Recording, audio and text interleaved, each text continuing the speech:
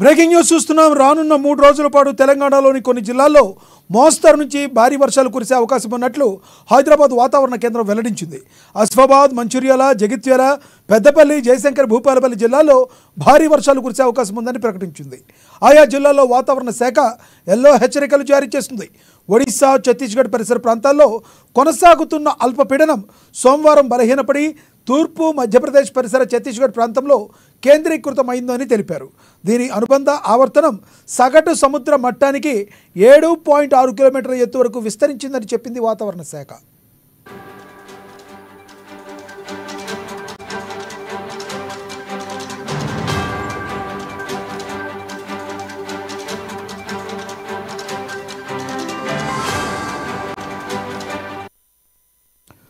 రానున్న 3 రోజుల పాటు తెలంగాణలోని కొన్ని జిల్లాల్లో మోస్తరు నుంచి భారీ వర్షాలు కురిసే అవకాశం ఉన్నట్లు హైదరాబాద్ వాతావరణ కేంద్రం వెల్లడించింది.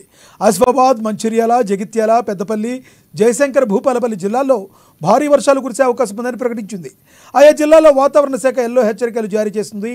ఒడిశా, ఛత్తీస్గఢ్ పరిసర ప్రాంతాల్లో కొనసాగుతున్న అల్పపీడనం సోమవారం బలహీనపడి తూర్పు మధ్యప్రదేశ్ పరిసర ఛత్తీస్గఢ్ ప్రాంతంలో కేంద్రీకృతమైందని తెలిపారు.